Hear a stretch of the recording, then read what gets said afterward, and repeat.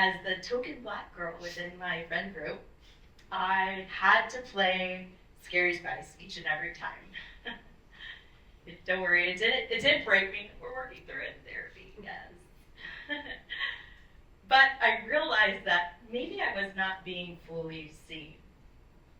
I just really wanted to be Sporty Spice, not because of appearances, but because she represented everything I hoped people would see in me. She was confident, she had strength, she had ambition, she was respected for it. No one ever questioned her place or legitimacy, even amongst men. And she built that through her personal brand anchored in athleticism. But there I was, big, curly, frizzy hair, melanated skin, being forced to wear leopard print. Funny because leopard print is definitely a staple within my closet. I digress. But that was my first lesson in branding, well before I even knew what the word meant. Growing up, I spent so much time and energy trying to change the assumptions that were tied to the color of my skin, the texture of my hair. I was a multi-sport athlete, played just about all the sports. But there was one thing that stuck. I became the girl who runs really fast. It felt like a label that I proved I am in fact Sporty Spice, okay? You cannot tell me differently. I am her. But eventually, that image, that label, became less of an introduction and more of a limitation. People didn't even know my name sometimes. Oh, that girl that runs really fast. You know that one girl, she runs all the time? That girl, yeah, her. But I didn't yet have the words or the language or the voice to tell people, hey, I am actually more than the sport that I happen to be good at. So I let it stand in for all of me. Because it was easier for me to let other people define who I was and for me to fit whatever that narrative was. I let it stand in for all of me. That became who I was. In middle school, my family and I, we moved from Fresno to Maryland, 3,000 miles away. No one knows that I run. I could be whoever I want to be. Say less, let's pack my bags, let's go. Right? High school rolled around and I slowly became that girl who runs fast and far. And of course, always challenged with a race because to prove that theory. Oh, I love that for me. This identity carried through all of high school, back here to Fresno, where I attended Fresno State right here, and ran women's cross country and track. Now, I understand the privilege in saying that.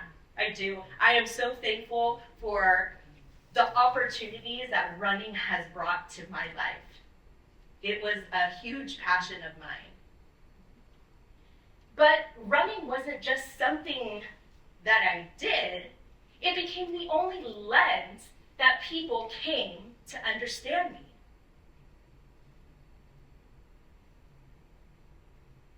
And I, again, didn't have the language to tell people, hey, I'm more than my sport. 2010, I graduated, retired from my sport. I can finally shed that runner brand image, right? Surely. I can finally tell people who I am from behind this running brand, right? No, the next few years I spent searching for other people to define who I was. Stepped into career roles where I found myself code switching because I didn't know who I was. And every time I sidestepped the version that they had of me, I was treated differently, sometimes not in the best way. My husband knows. He's seeing me crying, sitting right there.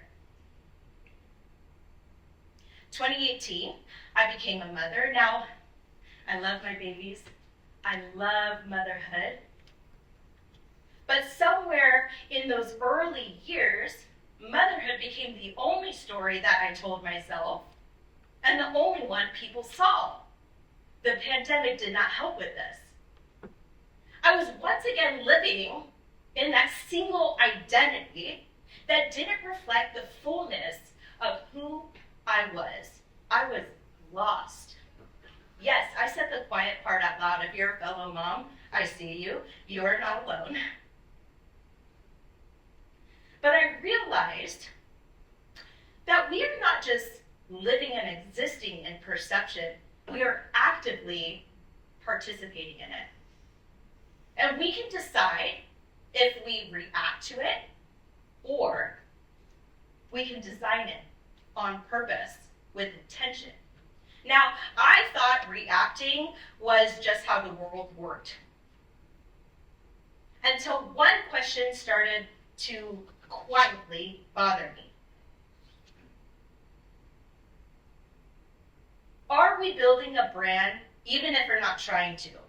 And if so, who actually owns the narrative for it? There is a quote by one of my favorite content creators. Her name is Halise.mp4 on Instagram. And she said this: if I don't tell my story, someone else will, and they'll get it wrong. That drugged me when I first read it. I hope it drugged you too. Let me read that again. If I do not write my story, someone else will, and they will get it wrong. Because she's right. If we don't shape our own narrative, life and people will happily do it for you.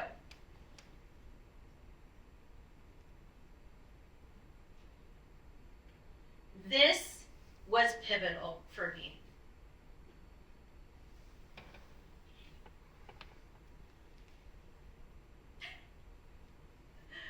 Oh, you're not seeing this.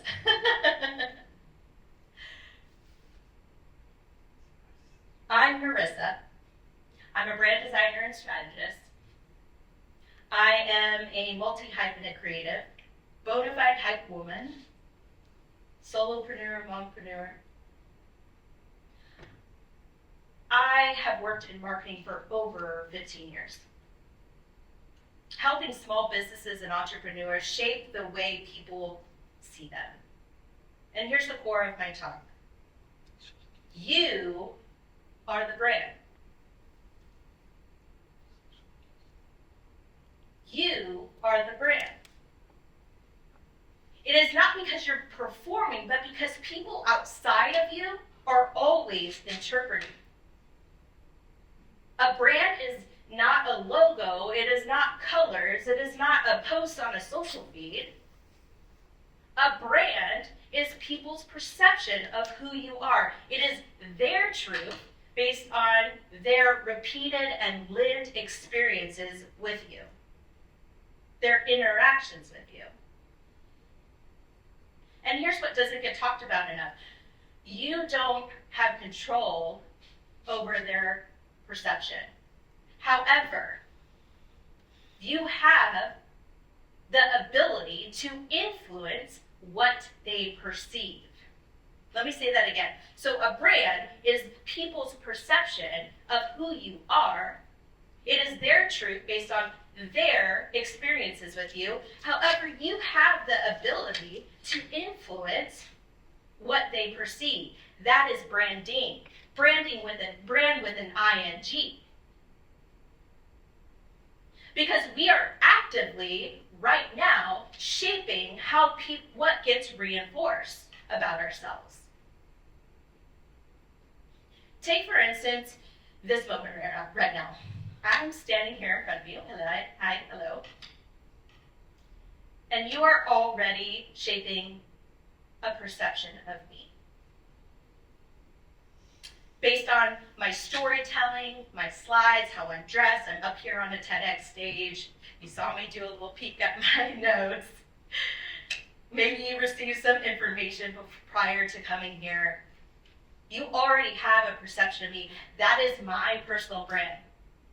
However, those are all tools that I am cohesively using to influence your perception of me.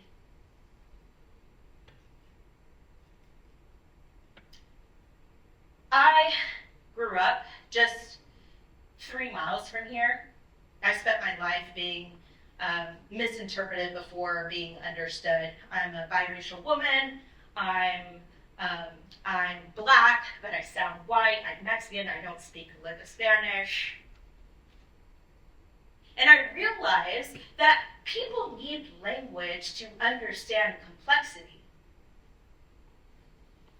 Because if you don't provide it, they'll make it up. Whether it's true or not, they'll make it up. That's why I love branding. Because branding are the tools that I or we use to influence and provide the language they need to understand us.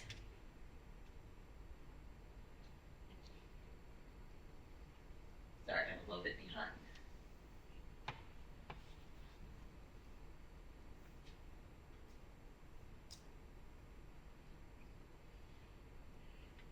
They need that to understand who we are.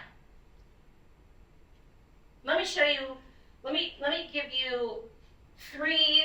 So if a brand is our perception of who we are, and you're using branding to influence, how do we do that on purpose? Because people don't invest their time, money, and attention in people they do not understand.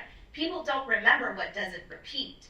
People don't follow people they cannot place. So how do we do this on purpose? I believe there are 3 anchors to building your personal brand. Language to the experience. 3 anchors. Not 5, not 10, just 3. Clarity, consistency, connection. Clarity is how people respond to us, how they recognize us. Clarity is how they understand us. Consistency is how they recognize us, remember us. Connection is why they choose us. Let me show you what that looks like in real life. So my husband and I, we traveled to San Luis Obispo, and we attended the farmer's market, which happens every Thursday night. We sat down, had some yummy ice cream, did a little people watching, and there was something very peculiar happening that we both noticed separately before coming together and talking about it. Every woman that was walking by us was dressed almost the same. Black pants, denim jacket. A fashion trend that would go viral on the internet for being overly saturated in crowds. Don't worry if I just called you out. I have worn this outfit plenty of times. But it was just so funny. It was crazy to see when this was going viral, right? So I intentionally went back to the hotel, put on a green dress, knowing that I was going to stand out amongst this crowd. We returned back to the farmer's market, stood in the middle of the street, turned around, posed, had my husband snap my photo, and this is what came of it. Now, in this photo, and might I mention this is before AI. I need to make that distinction. These are real photos. But as I stood in the middle of this busy street amongst this crowd, you could see everything. A woman, very joyful to experience what I was doing. And of course, she's wearing, I kid you not, the outfit I was talking about. That's how frequently it was happening. But also, some people not so crazy about bothered and unbothered, okay? It was this moment that I had kind of like an epiphany, right? Branding doesn't mean everyone will like you. You know, it means people will understand you. And on this day in 2021, I set my intentions to go into business for myself. Because on that day, people did not see a girl who runs fast and far.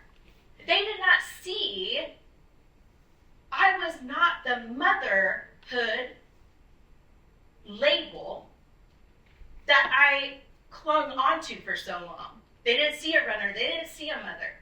They saw a bold, ambitious woman, comfortable in her own skin, with the mother effing audacity to stand out.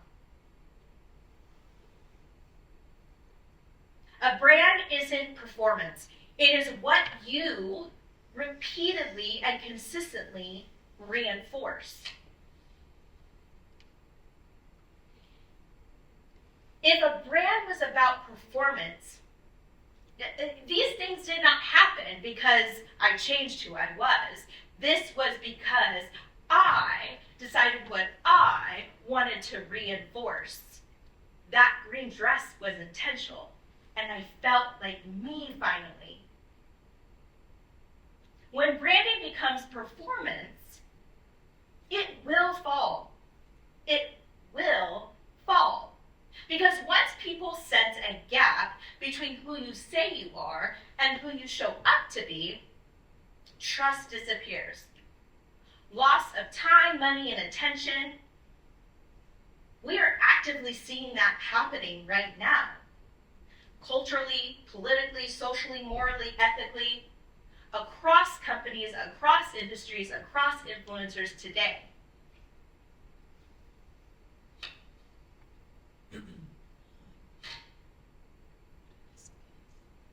So,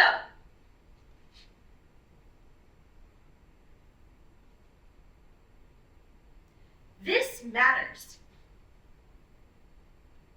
This matters when you walk into an interview. This matters when you go to a networking event. This matters when you start a business, when you post online. This matters when you meet people, whether it's platonically or romantically. This matters. You are already telling a story by just existing. You already have a personal brand. The question is, are you building it on purpose with intention?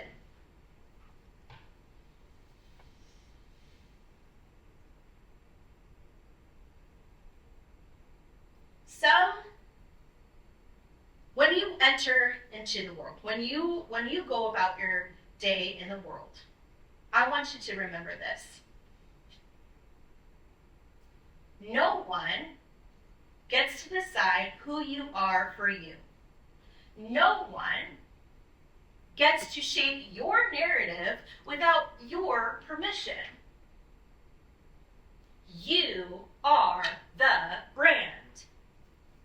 Not someday, not when you graduate, not when you start your own business, not when you start that job, not when you become a mother or a father, not when you become someone's wife or husband or other. You already are. So the question becomes, if you're already building a brand, are you doing it on purpose? Are you doing it with intention? And once you understand that, you get to decide what is reinforced, what is repeated, what people see, how you show up, how you show out.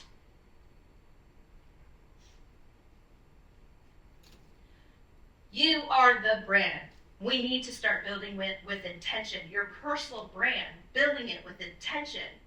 Because once you own your voice, your brand, who you are, your lived experiences, once all that is claimed by you, life aligns, let me tell you. I'm talking from personal experience. Life aligns. So as you go about building your personal brand, yes, you are building it right here, right now, whether it's intentional or not. You have one. Be intentional about it. Make it clear with no room for ambiguity. Make it consistent with your authentic self. Make it connect. Make it connect because people remember how you made them feel. When you leave this room, I want you to spice up your life. And let's make it on brand. Thank you.